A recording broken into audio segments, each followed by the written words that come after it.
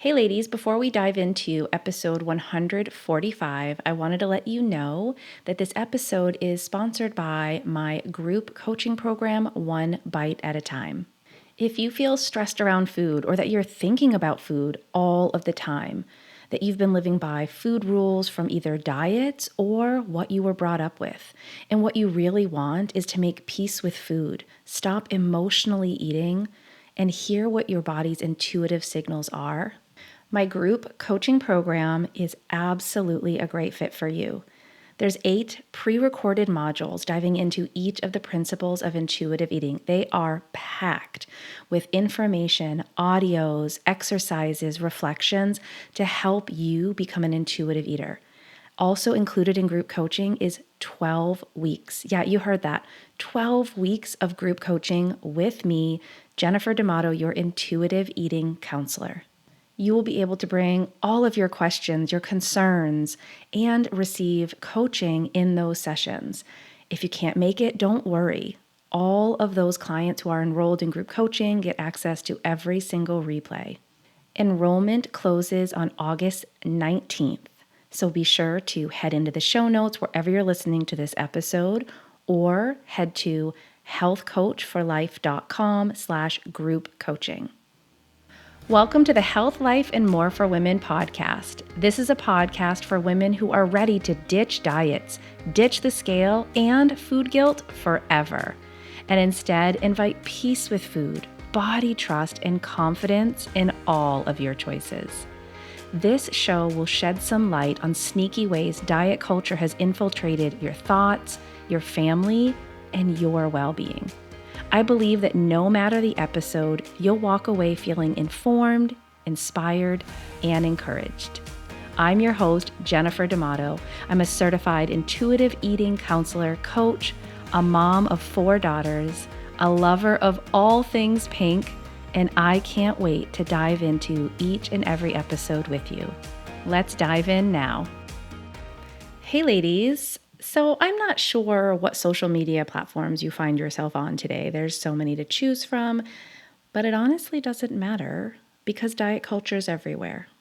I mean, it's in the lunchroom at work.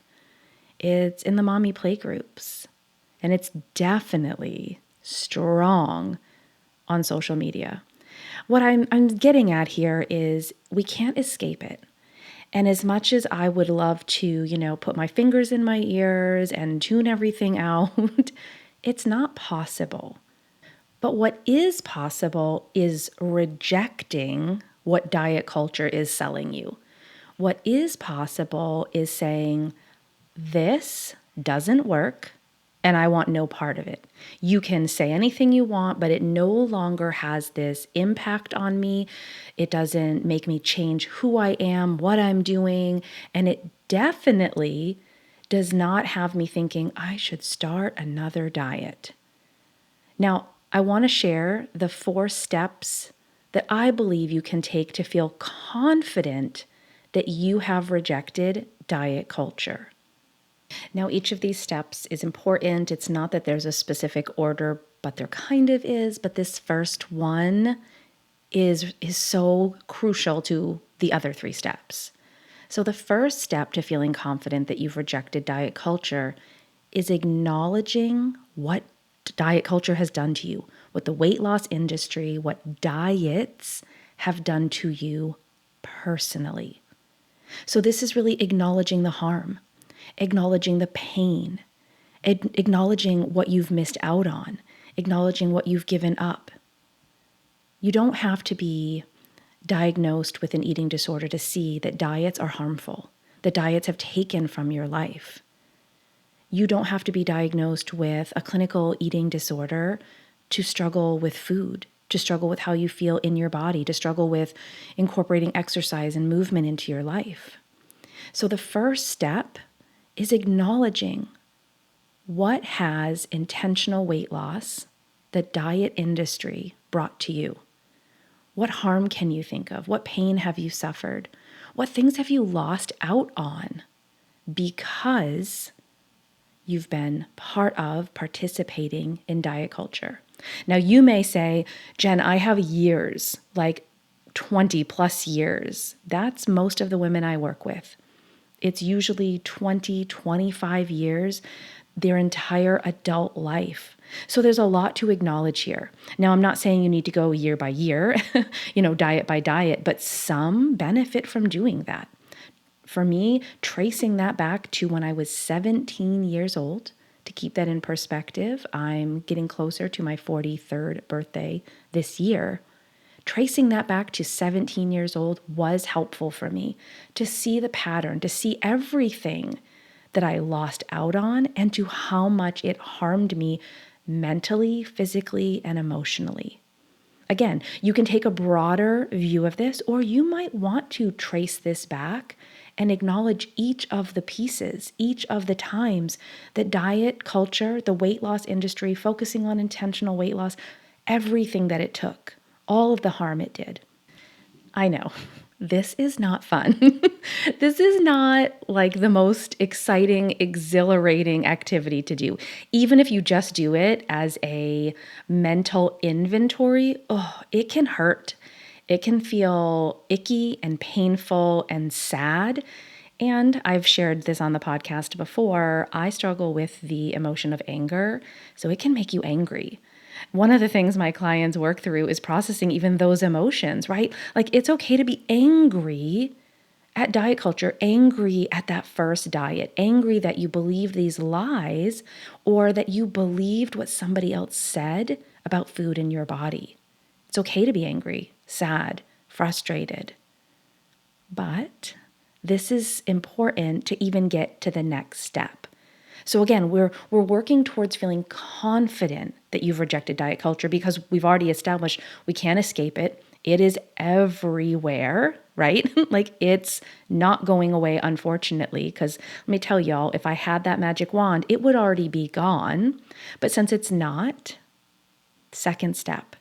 The second one, which again, as you'll see, connects directly to this first one of acknowledging the harm, the pain, kind of looking at that history, is learning and accepting diets don't work over the long term. Now, if you decide to take this inventory, look at your own timeline, you can see it for yourself. You really can see that that first diet led to probably some weight gain or just some issues you had with food. It led you to the next diet plan, the next weight loss plan. And then maybe that one led to some other issues with food, how you felt about your body. And maybe it also led to weight gain once you stopped. And then it led to the next diet. Really accepting that diets don't work over the long term is a huge step in feeling confident to reject diet culture and that you have, because you're accepting this doesn't work and actually it never worked. I like to share that these diet programs, especially things like Weight Watchers or Noom, even I'd say keto, I'm going to put that one there. What they like to sell you is those early results. You lose weight.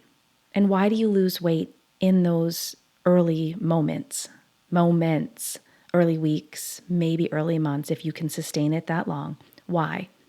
Because you're not eating.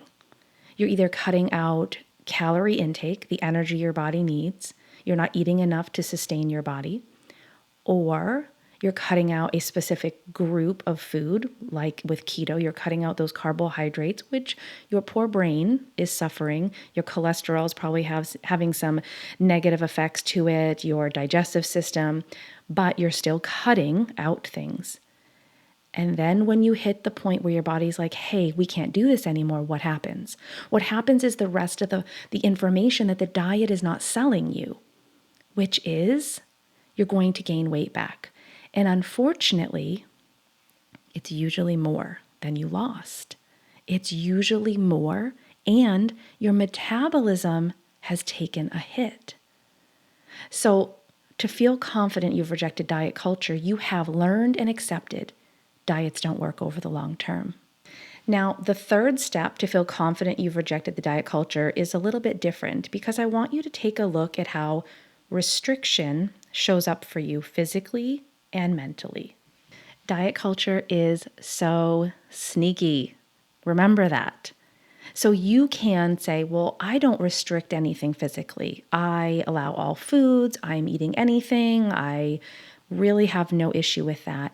But I'm still not I'm still getting sucked into diet culture. Like I'm still feeling like I'm part of that cycle of restriction because I'm still feeling out of control around foods. So what I want you to do is look at the mental restriction. Restriction can be all in our thoughts. It's not just about the physical. It can be, I shouldn't be having this. That thought, I shouldn't eat this food. I shouldn't go back for seconds. I shouldn't have a craving. Why? That one always gets me. We're so judgmental of our cravings. So, are you having restriction physically? Are you having restriction mentally? Is it in your thoughts? Now, before I dive into the fourth and final step to feel confident you have rejected diet culture, I just want to remind you that right now, if you're listening in real time, my group coaching, One Bite at a Time, enrollment is open. If you are working on even this step of rejecting diet culture and you want support, you want tools, you want strategies, you want to go beyond these 4 steps, and then you want to continue to implement each of the principles of intuitive eating into your life so that you can have peace with all food, so that you feel really confident that you honor your hunger, you respect your fullness, you are just so in tune with your body when it comes to food, movement, weight, all of that is included in my group coaching.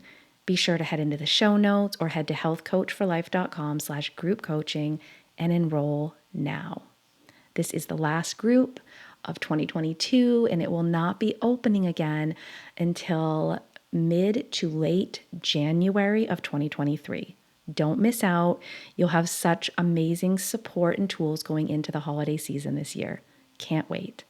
But let's talk about that last step to feeling confident that you've rejected diet culture. This one is a big one. This one might seem simple on the surface, but I really believe it's going to take time and intentional work. This one is learning and accepting that people come in a variety of shapes and sizes. Just like we're brought up with messages about food and our own body, we're actually taught a lot of messages about bodies in general. You know, there's a lot to rejecting diet mentality, and body image is part of that. If you still believe that your body's supposed to look a certain way or that bodies are supposed to look a certain way, it really is difficult to fully reject diet culture because you might still be striving to reach that certain body type or that you believe bodies should look a certain way. So you still are trying to do things to manipulate or restrict or somehow attain this type of body you believe is the body type you should have. I know this one usually requires a lot of unpacking, a lot of messages that are really turned into maybe beliefs that you are starting to debunk. One great thing you can do here with this particular step is change your social media feed. Go find accounts that are body neutral, body positive, and bring in a variety of shapes and sizes. These could range from, fashion influencers to fitness influencers to just accounts who are spreading this message that people come in a variety of shapes and sizes, that all bodies are beautiful. Health at every size is not just this concept, it is a lived out world that we live in. And if you have not seen that, it's a great opportunity to go into your social media feed right now, add those accounts in, and notice what happens for you. Even just observe your own thoughts that come up, because part of rejecting diet culture is doing this body image work for self and on that global level. All right, quick recap, 4 steps to feeling confident that you have rejected diet culture. The first one was really just acknowledging what diets have done, what intentional weight loss has really brought to you. The second was learning and accepting diets don't work over the long term. The third is finding and identifying restriction in your life. Is it physical? Is it mental? Is it both? The fourth was learning and accepting that people come in a variety of shapes and sizes. Now, like I said at the beginning, there's not a specific order to the steps, but you might see how the order I shared here makes sense and where to start, because sometimes we don't know where to start. So starting with the acknowledgement part, I think is a good place to go because you're seeing your own story. I hope this was helpful to you. I know it's been helpful for me in the process of rejecting diet culture. Remember, this is really just principle 1, kind of a put in practice methodology here. And like I said before, in between, group coaching's open. I want to support you on your intuitive eating journey. If you've been considering it, if you've been on the fence, if you've been like, no, where is something I can get the added support, tools, and strategies, it's right here. healthcoachforlife.com/group coaching, or head into the show notes now.